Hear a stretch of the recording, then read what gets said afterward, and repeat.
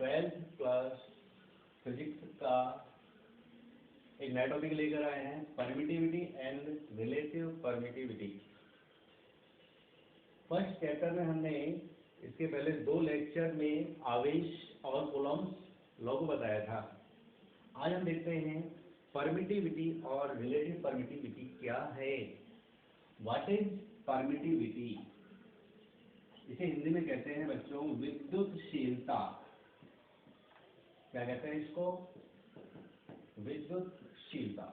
Permittivity means विद्युतशीलता and relative permittivity इसका मतलब होता है आपेक्षिक विद्युतशीलता। क्या कहते हैं? आपेक्षिक विद्युतशीलता। ठीक है।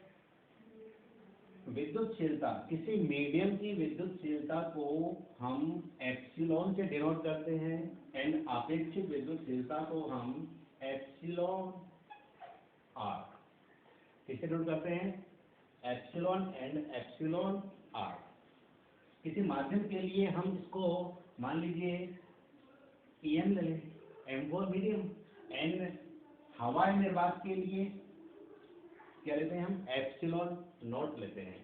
हमें इन तीनों में रिलेशन प्रूफ करना है कि माध्यम की विद्युतशीलता, हवा निर्वात की विद्युतशीलता और आपेक्षिक विद्युतशीलता में क्या रिलेशन होता है, वो इस टॉपिक में हम देखेंगे।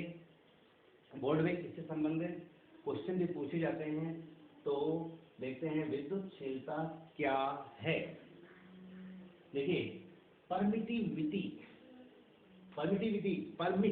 किसी चीज में क्या है? परमिट करना, यानी कि आरोपित करना उसमें। ठीक है ना? Permittivity and relative permittivity. जैसे देखिए, मैं इसको मिटाता हूं। 2 आवेश Q1 and Q2, 2 point charge हैं ये। ठीक है। दोनों के बीच में जो मीडियम है वो क्या है? यहाँ पर एयर। दोनों के बीच में मीडियम जो है वो क्या है? एयर, वायु है। ठीक है। या निर्वात ले सकते हैं हम। तो इसमें दोनों बिंदु आवेशों के बीच लगने वाला जो कूलॉम्ब बल जो होता है वो क्या होता है? F इक्वल के Q1 Q2 upon R square, where R is distance of Q1 and Q2। और ठीक है, K की वैल्यू जो होती है, K की वैल्यू क्या होती है? 1/4 pi epsilon not Q1 Q2 upon R square. समीकरण नंबर 2। ये किसके लिए होगी बच्चों? ये होती है F नॉट, हवा या निर्वात में 2 बिंदु आवेशों के बीच लगने वाला कूलॉम्ब बल। ठीक है। यदि इसी को हम माध्यम के लिए लिखें तो क्या हो जाएगा? Fm, M का मतलब मीडियम। किसी माध्यम के लिए हम इसको लिखेंगे 1/4 pi epsilon Q1 Q2 upon R square. समीकरण नंबर 3 आया समझे? किसी माध्यम के लिए परमिटिविटी को हम एप्सिलॉन से लेते हैं, हवा निर्वात के लिए एप्सिलॉन नॉट लिया जाता है। ठीक है बच्चों? समीकरण नंबर 2 और समीकरण नंबर 3। अब हम क्या करें? समीकरण 2 में 3 का डिवाइड करें। क्या करें? हम डिवाइड कर देते हैं। डिवाइड करने पर हमें क्या मिलता है? F not upon Fm equal 1/4 pi epsilon not Q1 Q2 upon R square upon 1/4 pi epsilon Q1 Q2 upon R square. हमने क्या किया? समीकरण 2 में समीकरण 3 का भाग दिया। ठीक है। इसको आप नोट कीजिए जल्दी से।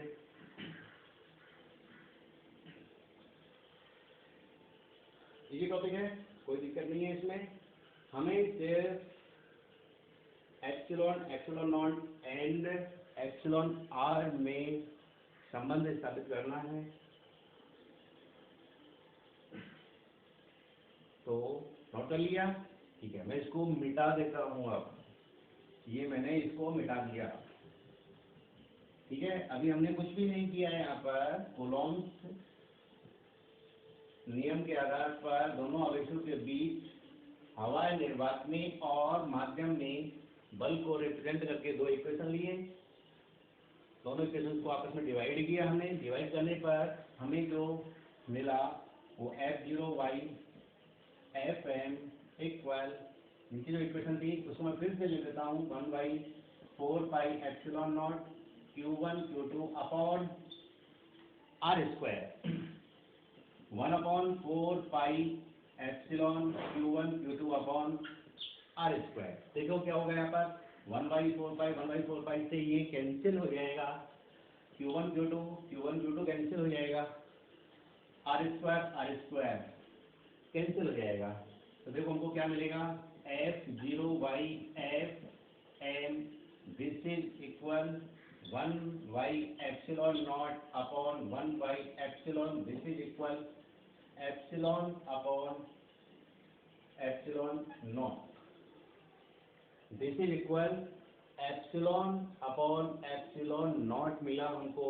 आया समझ में, ये ऊपर चले गया एप्सिलॉन अपॉन एप्सिलॉन नॉट, ठीक है। तो हमें ये क्या मिला, F0y Fm this is equal epsilon upon epsilon not. और ये जो अनुपात हमें प्राप्त हुआ है, ये जो हमें अनुपात प्राप्त हुआ है, ये कहलाता है एप्सिलॉन आर, जिसको कहते हैं हम रिलेटिव परमिटिविटी। क्या कहते हैं इसको, रिलेटिव परमिटिविटी, और इसको रिप्रेजेंट करते हैं एप्सिलॉन आर से, ठीक है। तो ये इक्वेशन नंबर आगे हम लेते हैं 3, ठीक है। तो हमें एप्सिलॉन आर के लिए दो इक्वेशन मिलती है, एक तो epsilon upon epsilon not equal epsilon R. तो इससे हमें किसी मीडियम की परमिटिविटी है वो मिलती है एप्सिलॉन नॉट एप्सिलॉन आर। क्या मिली हमको, किसी भी माध्यम की विद्युतशीलता कितनी होती है, एप्सिलॉन नॉट एप्सिलॉन आर। आया समझ में, यानी कि किसी माध्यम की हमको विद्युतशीलता यदि ज्ञात करनी है तो हमें यह देखना होता है कि उस माध्यम की विद्युतशीलता हवा या निर्वात की विद्युतशीलता की कितनी गुना है, ठीक है ना। जितनी गुना है वह उस माध्यम की परमिटिविटी कहलाती है। एक बात हम बता दें कि हवा या निर्वात की परमिटिविटी जो होती है वो सबसे कम होती है। निर्वात की परमिटिविटी क्या होती है, सबसे कम होती है। और माध्यम की जो पारगम्यता, माध्यम की जो विद्युतशीलता होती है वो क्या होती है, अधिक होती है। वो माध्यम की प्रकृति पर निर्भर करती है। अलग अलग माध्यमों के लिए परमिटिविटी का मान भी क्या होता है, अलग अलग होता है, ठीक है। तो किसी माध्यम की परमिटिविटी ज्ञात करने के लिए हमको यह ज्ञात करना होता है कि माध्यम की परमिटिविटी जो है हवाई निर्वात की परमिटिविटी की कितनी गुना है। आया समझ में, तो ये है epsilon equal to epsilon not epsilon are.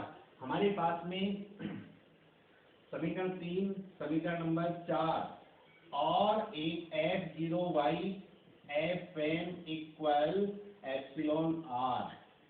आया समझ में, समीकरण नंबर 5। तो हमें समीकरण 3, 4, 5 कौन सा, equation third, fourth and fifth, 3 equation जो होती हैं ये आपस में इनमें संबंध स्थापित करती हैं। यदि हमें एप्सिलॉन नॉट का एक फिक्स मान होता है, ये हमने आपको लास्ट टॉपिक में बताया है, 8.85 × 10⁻12, ठीक है ना। इसकी वैल्यू होती है, यूनिट हम निकाल सकते हैं। और एप्सिलॉन आर का मान, एप्सिलॉन आर वेयर, यहाँ पर एप्सिलॉन आर क्या होता है, ये रिलेटिव परमिटिविटी, जिसको हम कहते हैं परावैद्युतांक कहते हैं, हिंदी में क्या कहते हैं इसको? परावैद्युतांक, या इंग्लिश में कहें तो हम डाई इलेक्ट्रिक कांस्टेंट। क्या कहेंगे इसको? डाई इलेक्ट्रिक कांस्टेंट, परावैद्युतांक कहा जाता है। आया समझ में? तो हम इनमें आपस में संबंध स्थापित कर सकते हैं। इसको थोड़ा नोट कीजिए, फिर मैं आगे बताता हूँ। आराम से समझना, स्टेप बाय स्टेप हमने यहाँ पर किया हुआ है। एस नॉट हवाई निर्वात के मध्य, हवाई निर्वात में किन्हीं दो बिंदु आवेशों के मध्य लगने वाला कूलाम बल है। एफ एम किसी मीडियम में उन्हीं आवेशों के मध्य लगने वाला कूलाम बल है। एप्सिलॉन नॉट यहाँ पर क्या है? हवाई निर्वात की विद्युतशीलता है। एप्सिलॉन यहाँ पर क्या है? किसी माध्यम की विद्युतशीलता है। और एप्सिलॉन अपॉन एप्सिलॉन नॉट जो है यहाँ पर, इसको हम एप्सिलॉन आर लिखते हैं। और एप्सिलॉन आर जो होती है वो होता है बच्चों परावैद्युतांक कहते हैं इसको, या रिलेटिव परमिटिविटी कहा जाता है। आया समझ में? तो यहाँ पर हमने इक्वेशन 3, 4, 5 प्राप्त की है, जिसका आप यूज कर सकते हो। जैसे आपको याद करना, याद कर सकते हो, या फिर इसको आप इस प्रकार से सॉल्व करोगे तो स्वतः ही आपको याद हो जाएगी। आगे हम देखते हैं, इसको मैं मिटा देता हूँ।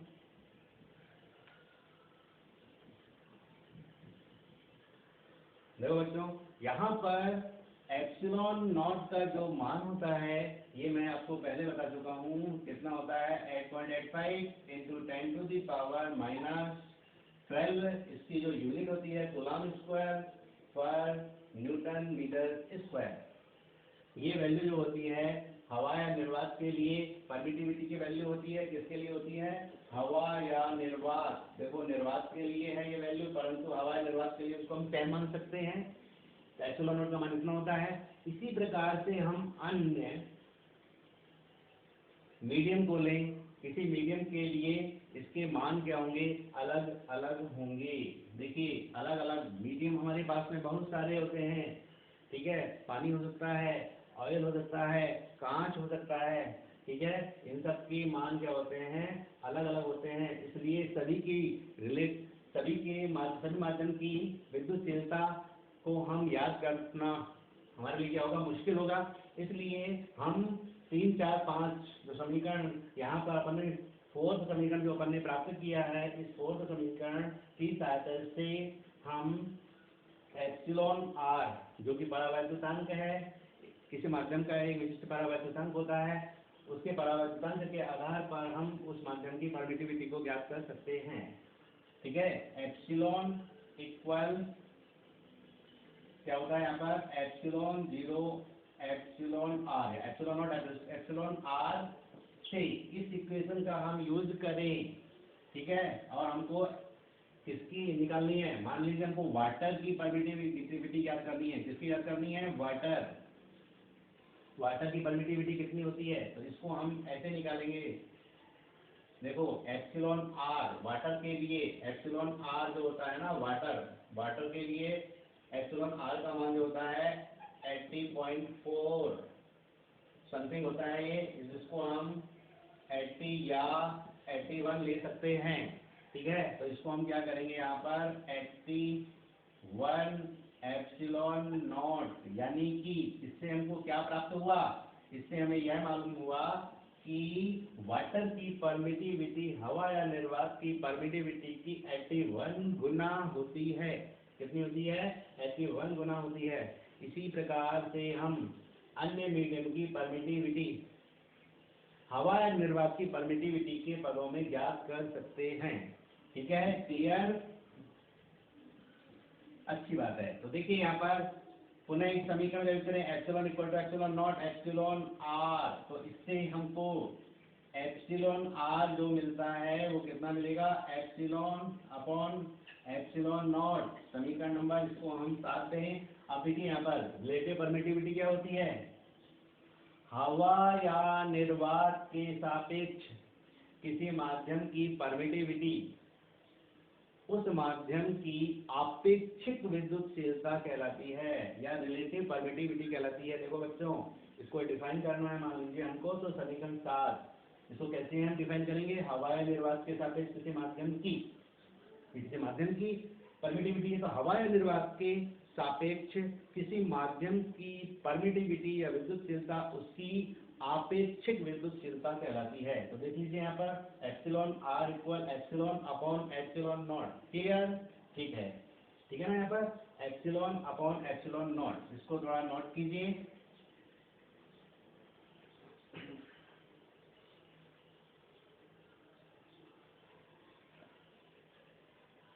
ठीक है बच्चों, तो इसको मैं मिटाता हूँ। ये लो, ये मैंने इसको मिटा दिया। अब देखते हैं हम कि जब दो बिंदु आवेश हवा या निर्वात में उपस्थित हैं और जब इन बिंदु आवेशों को किसी मीडियम में उसी डिस्टेंस पर रख दिया जाए तो उनके मध्य लगने वाले कूलम्ब बल का जो मान है वो बढ़ेगा या घटेगा किसी मीडियम में रखने पर। तो मैंने तुमको बताया कि एप्सिलॉन नॉट का मान जो होता है वो सबसे कम होता है, इसलिए हवाई निर्वात में लगने वाले बल का मान F equal 1/4 pi epsilon not Q1 Q2 upon R square. Epsilon not का मान कम होगा, ये क्या होगा? ये मान कम होगा, तो स्वाभाविक है कि F नॉट का मान क्या हो जाएगा? बढ़ जाएगा। इसका मान क्या हो जाएगा? बढ़ जाएगा। ठीक है, तो हवाई निर्वात में बल का मान क्या होता है? सर्वाधिक होता है। इसी को यदि हम किसी मीडियम में रख दें एफएम के लिए लिखेंगे इसको 1/4 pi epsilon Q1 Q2 upon R square. ठीक है, तो हमने अभी बताया कि हवाई निर्वात के अलावा किसी मीडियम के लिए एप्सिलॉन का मान क्या होता है? अधिक होता है। एप्सिलॉन नॉट की अपेक्षा एप्सिलॉन का मान क्या? एप्सिलॉन का मान क्या होता है? अधिक होता है, इसलिए एफएम का मान क्या हो जाएगा? यहाँ पर कम हो जाएगा। ठीक है, तो हम यहाँ पर देखते हैं F0 is greater than FM। ठीक है, ये मान एप्सिलॉन नॉट का मान क्या होता है?